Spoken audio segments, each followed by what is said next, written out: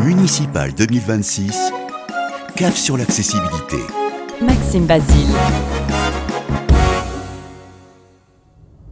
Elle rêvait de relancer le kiosque à chichi. Elle sera une de ces personnalités fortes de ce lien que je veux renouer entre la mairie et les Toulonnais. Tant que Rennes aura peur, je n'aurai pas le droit de me taire. Alors je vous donne rendez-vous dans nos rues, sur nos marchés, pour convaincre que l'avenir de Strasbourg s'écrit à gauche. S'il faut que cette longue marche du peuple français vers la liberté, l'égalité et la fraternité reparte d'un endroit, alors elle partira de Roubaix. Paris valait bien une messe. Aujourd'hui, Paris vaut bien mieux que le PS. Moi, j'appelle tous les Parisiens, je vous appelle tous. Je vous appelle à nous rejoindre. Je vous appelle à nous faire confiance. Faites-moi confiance. Nous allons gagner. Nous allons gagner.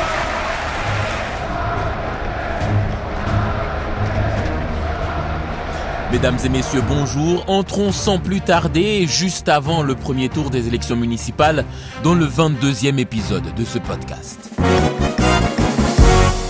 Cap sur l'accessibilité. Pour cette dernière étape donc à Nantes, je suis avec le candidat LR, Foulque Chambard-Delauve. Bonjour. Bonjour monsieur. Vous êtes donc élu à la ville, vous êtes soutenu par les Républicains, le Centre et le parti Nouvelle Énergie de David Lisnard, maire de Cannes. Tout à fait. Accessoirement. Merci pour votre réactivité, parce qu'il faut le souligner quand il y a beaucoup de réactivité, une bonne réactivité de la part des candidats. Je vous en prie, merci c'est normal. de m'avoir répondu assez rapidement et hier c'était votre meeting. Et c'est surtout aujourd'hui le dernier jour de la campagne. C'est le dernier jour de la campagne et voilà. Une campagne pluvieuse à Nantes. Oui. Une campagne pluvieuse. Mais heureuse, mais voilà, heureuse. Exactement, c'est ce que j'allais dire. Alors d'abord, je voudrais savoir votre diagnostic sur l'accessibilité de la ville de Nantes. Alors, j'ai rencontré pas mal d'associations à la fois de personnes à mobilité réduite ou de différents types de handicaps, que ce soit des handicaps visibles ou pas, qui effectivement m'alerte sur le fait que c'est largement perfectible, à la fois bien sûr dans les bâtiments publics, je pense à l'école en premier lieu, mais aussi les bâtiments administratifs, à l'hôpital, mais surtout dans les transports en commun. Donc ça c'est le premier point. Le deuxième, c'est les aménagements récents de la ville, là je parle d'urbanisme, sont malheureusement nombreux mais pas toujours pensés avec, je dirais, la question de l'accessibilité. En tout cas, la question de l'accessibilité est rarement intégrée au bon moment dans la conception de ces aménagements. Je vais prendre un exemple, la place du commerce, qui est une des places principales de Nantes. Elle a été refaite de manière d'ailleurs assez minérale, avec des sortes de miroirs d'eau, de fontaines. Mais il y a pas mal de problèmes parce que vous avez des petites marches, des petites... Il n'y a pas de vraie inclinaison qui permettent de passer avec des pentes qui permettent de passer avec des fauteuils. Même les gens, je dirais, même les personnes âgées, je ne parle même pas de fauteuils roulants, se plaignent du côté accidentogène de ces micro-marches qui font tomber les personnes. Vous avez aussi un problème qui est lié au passage piéton. À Nantes, vous n'avez quasiment pas de bande au sol et vous avez très peu, quasiment aucun signaux sonores. Donc ça permet pas pour les déficients visuels notamment de se repérer dans la ville. Et enfin, vous avez le long des rails de tram, parce qu'il y a pas mal de trams à Nantes, parfois vous avez des bandes rugueuses qui permettent de repérer, et puis parfois pas. Donc avec parfois des zones assez accidentogènes et dangereuses donc pour les personnes à mobilité réduite. Donc voilà un petit peu mon diagnostic, c'est-à-dire que je ne dis pas que c'est absent, je dis que c'est insuffisant et qu'on a un grand chantier devant nous. D'ailleurs, c'est pas une question de droite ou de gauche, hein, c'est une question juste, je dirais, de bon sens pour rendre la ville plus accessible, quoi. Alors effectivement, il y a ce constat. Alors vous, à la mairie, dans les conseils municipaux, est-ce que c'est des sujets qui sont abordés ? Est-ce que c'est des débats qui sont ouverts sur l'accessibilité de Nantes ? Alors, de par les compétences de la ville, ce serait normalement plutôt à la métropole, hein, puisque les enjeux d'urbanisme sont gérés là, et les grands projets vont être gérés là. Donc moi, n'étant pas conseiller métropolitain, je ne peux pas vous répondre, puisqu'au niveau de la municipalité, du coup, on n'aborde pas ces questions d'aménagement. En revanche, oui, ça peut être abordé quand on aborde, par exemple, la construction d'une école. Et ça, c'est géré par la ville. Ça peut être abordé effectivement quand on va parler des subventions aux associations qui vont pour certaines d'entre elles accompagner ces enjeux-là. Mais on ne peut pas dire que ça a été une priorité du mandat actuel de la maire de Nantes, Johanna Roland. Voilà. En tout cas, c'est pas ressenti comme tel par les associations et on peut dire que peut mieux faire à Nantes. Et alors, vos propositions à vous, en accédant à la mairie et forcément aussi à la métropole, j'imagine, quelles sont vos propositions pour remédier à cet état de fait que vous avez constaté ? Alors, sur la question de l'accessibilité, ce qui est compliqué pour toutes les collectivités, c'est que le chantier est immense. Donc, il va bien falloir qu'on fasse des choix. Donc, nous, le choix qu'on a fait dans cette campagne, ça a été de nous concentrer sur une priorité simple, c'est l'accessibilité des transports en commun. On a constaté, par exemple, pendant presque un an, il y a 5 stations d'une ligne, le C5, le Chronobus 5, qui ont été inaccessibles pour les fauteuils roulants. Pourquoi ? Parce qu'il y avait un problème de hauteur du quai par rapport aux rampes qui sortent de ces chronobus. Et il n'y a eu aucune réaction. Ça n'a pas. Et en fait, quand on pense à ces choses-là, on se dit, on assigne à résidence les personnes. En gros, elles sont dans l'impossibilité d'utiliser 5 stations sur les. Je ne sais plus combien il y a de stations, mais peut-être que ça représente un quart des stations de cette ligne. Et ça n'émeut personne. Même la presse n'en a pas parlé. Donc voilà, nous, on veut là-dessus faire un diagnostic rapide, visuel et avec les usagers de l'accessibilité pour les bus et pour le tramway. On va commencer par ça. Parce que vous avez les nouveaux trams notamment qui sont arrivés à Nantes, qui sont des très beaux trams d'ailleurs. Ces nouveaux trams, il faut constater que dans les premiers jours, des personnes en fauteuil roulant se sont plaintes de ne pas réussir à rentrer parce qu'il n'y a plus de rampes qui sortent. Ils sont de plein pied, mais du coup, il y a un espace qui parfois, notamment quand vous avez des petits trous à l'avant de votre fauteuil, ce qui arrive parfois, ça dépend des fauteuils, ça dépend des modèles, mais il y a des roues qui se coincent. Et donc, il y a plusieurs personnes qui ont expliqué que du coup, c'était extrêmement compliqué pour elles de rentrer dans ces trams. Alors, c'est difficile de tout anticiper, mais ça prouve encore une fois une chose, c'est que dans la conception des projets, au niveau du cahier des charges, au niveau du bureau d'études ou des études préalables, on n'a pas suffisamment intégré cette question-là. Et donc nous, notre sujet là-dessus, c'est de sensibiliser, de former les équipes. Là, je parle bien sûr en tant que maître d'ouvrage à la métropole, pour que cette question soit intégrée le plus tôt possible. On va aussi lancer un grand diagnostic justement de l'accessibilité donc des transports, je l'ai dit, mais aussi du centre-ville, parce que c'est ce qui est le plus fréquenté. Et donc on va lancer ce diagnostic avec les associations et les usagers. Moi, je suis très sensible, de par mon expérience professionnelle, à ce qu'on appelle l'approche design et l'approche utilisateur. Donc l'idée, c'est de repartir du vécu des gens, et quitte à ce que, moi j'aimerais bien emmener une dizaine de mes élus en fauteuil, et puis qu'on aille faire le parcours. Faire certains parcours, on ne pourra pas tous les faire, mais au moins pour qu'on se rende compte nous-mêmes, et je pense que ça pourrait nous aider à en faire une vraie priorité du mandat. Donc ça, c'est la partie transport en commun. Après, pour ce qui est de la partie plutôt urbanisme, il y a probablement, dans les premiers mois, les premiers mois du mandat, des choses qui peuvent être facilement améliorées. En fait, j'aimerais bien qu'on ait aussi des solutions de long terme et des solutions d'urgence. Les solutions de long terme, c'est évidemment de mieux faire l'urbanisme, mieux le penser, éviter les trottoirs où il n'y a jamais de rampe d'accès, etc. Mais les solutions de court terme, comment on fait ? Parce qu'on ne va pas pouvoir changer tous les trottoirs de Nantes en l'espace de quelques mois. Ça, c'est impossible, ça coûte trop cher. Alors, j'en discutais tout à l'heure avec un jeune garçon, Charles Rousseau, qui d'ailleurs est artiste, et lui-même a une maladie qui le rend invalidante et qui fait qu'il est en fauteuil roulant la plupart du temps. Et donc on a discuté ensemble et on est arrivé à une idée. Vous voyez, il y a dans les ports, au bord des fleuves, ou au bord de la mer, vous avez des bouées de sauvetage. Et personne n'y touche, personne ne les abîme parce qu'on sait que ça peut sauver une vie. Pourquoi est-ce qu'on n'aurait pas dans chaque rue, ou au moins toutes les certaines distances, je ne sais pas, tous les 200 mètres, etc., une sorte de, tout simplement une rampe amovible qui permettrait, si les personnes n'arrivent pas à passer certains obstacles, tout simplement de passer un obstacle un peu compliqué, ou alors de faire des rampes temporaires bien visibles, fluo, quelque chose qu'on voit bien, qui permettent aux personnes de mieux vivre la ville, les personnes en fauteuil roulant en particulier, de mieux vivre la ville. Voilà le genre d'idée sur lequel je travaille actuellement.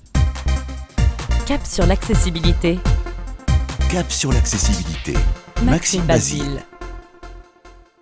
Vous avez parlé du fait dans le bus notamment, avec le bus qui n'était pas accessible au fauteuil roulant, et que personne n'en a parlé. Quelle est votre interprétation sur ce genre de silence ou d'indifférence, même si on veut? Comment vous jugez ça?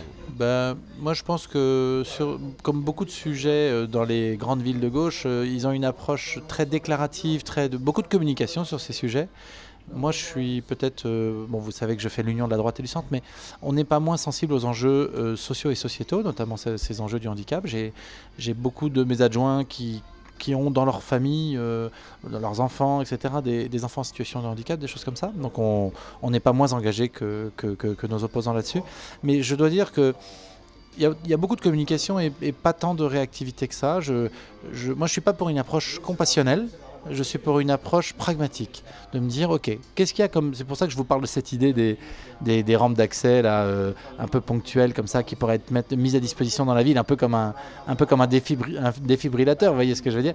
Parce qu'en fait, je cherche des solutions qui marchent. Il n'y a pas de bonne solution de gauche ou de droite en matière d'accessibilité. Ce qui est sûr, c'est que le problème, je pense, de ce sujet, c'est l'invisibilisation des personnes qui ont des déficiences, que ce soit des problèmes de mobilité ou des déficiences visuelles, etc.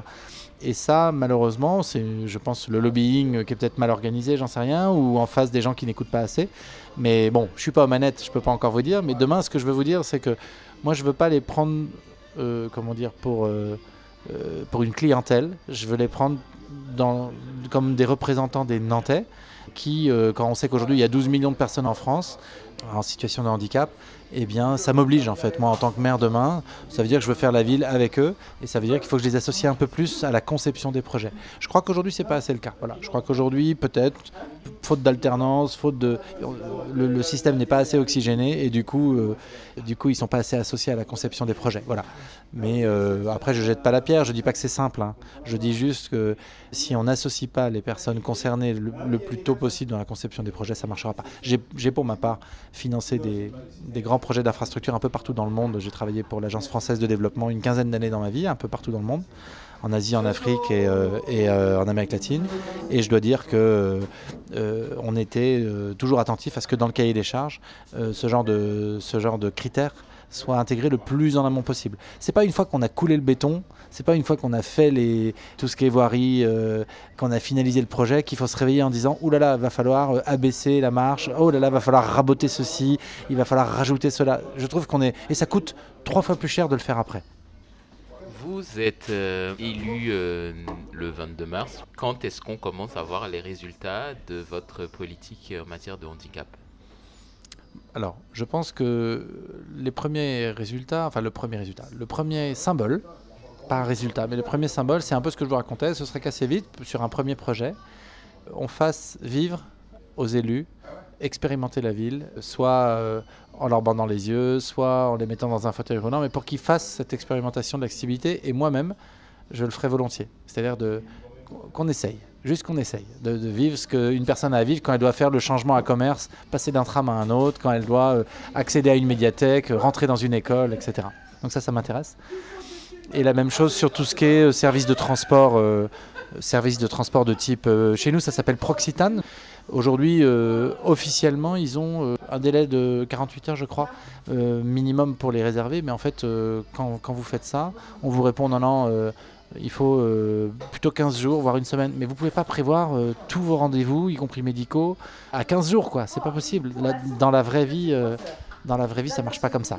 Voilà. Moi, ce que j'aimerais, ce serait retravailler le service Proxitane, donc le service dédié, le service à la demande pour les personnes en situation de mobilité réduite, pour qu'on réussisse à réduire le délai. À Strasbourg, ils ont réussi à être un délai de 24 heures. À Nantes, je vous dis, dans la pratique, c'est plusieurs jours. Du coup, pour être clair... je ne sais pas encore comment on fera, parce que je ne suis pas aux manettes, on verra. Mais j'aimerais voir avec eux comment on peut réduire ça. Voilà. Petite question pour finir. Quel est, d'une part, votre Nantes, puisqu'on est à la fin de la campagne, on peut se permettre ce genre de petit plaisir. Quelle est votre Nantes idéale, votre ville idéale? Et puis de deux, pourquoi devrait-on voter pour vous? Moi, la ville idéale, c'est une ville d'abord où on vit en sécurité, parce qu'on a un vrai problème de sécurité à Nantes. Et puis, c'est une ville aussi où on n'assigne pas les gens à leurs conditions, à leur origine, à leur couleur de peau, à leur religion ou à leur identité sexuelle. Je dis ça parce qu'aujourd'hui à Nantes c'est très fort ça. On est dans une sorte de clientélisme qui, je pense, ne correspond pas à l'esprit nantais. Nous, on est des universalistes à Nantes. Et je veux que, du coup, les personnes qui soient en situation de handicap à Nantes ou avec ou le grand âge, par exemple, ou les familles nombreuses avec des poussettes, etc., que ces gens sentent qu'on crée une ville accessible à tous, une ville qui soit accueillante. Quitte à ce qu'elle soit moins performante. Je ne suis pas forcément un apôtre de la performance, je crois plus à la robustesse et à l'accueil de tous. Voilà. Et ça, je pense qu'il y a encore pas mal de boulot à Nantes. Voilà. Donc je vais y travailler à partir du 23 mars, comptez sur moi. Pourquoi devrait-on voter pour vous dimanche ?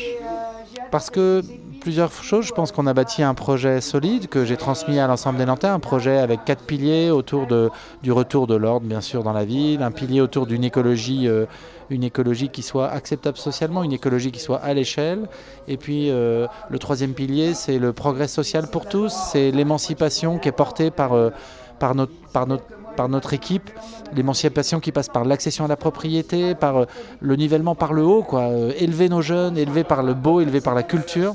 Et le quatrième pilier, c'est la question de faire à nouveau rayonner Nantes. Voilà, que Nantes reste cette capitale du Grand Ouest que l'on choisit pour fonder une famille, pour investir, pour faire de la recherche, pour passer sa retraite, quelle que soit d'ailleurs votre condition de vie. Donc ça, je dirais, c'est sur le projet. Et ensuite, je pense aussi qu'il faut voter pour nous parce que concrètement, ça fait 37 ans que c'est la même équipe, que Nantes a besoin d'alternance, Nantes a besoin d'oxygène, un nouveau regard, une nouvelle énergie. J'incarne ça avec Sarah El Haïry, ma numéro 2 du centre, parce qu'on va avoir une gouvernance plus partagée. Elle sera présidente de la métropole et moi maire de Nantes. Je ne veux pas cumuler les deux. Voilà, et je crois que malheureusement le bilan de l'actuelle majorité est catastrophique. Les Nantais le savent, donc pour le changement, il faut voter Foulque Chambard. Voilà. Foulque Chambard de l'Auve, candidate de la droite et du centre à la mairie de Nantes. Merci beaucoup. Merci à vous.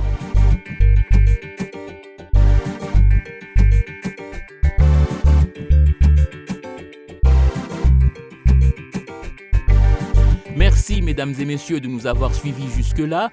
À moins d'une surprise, c'est le dernier épisode avant le premier tour des élections municipales. Nous espérons que ce mini-tour de France vous aura permis d'être plus sûr du vote que vous allez faire dimanche. Retrouvez ce podcast sur toutes les plateformes et abonnez-vous pour ne rien y manquer.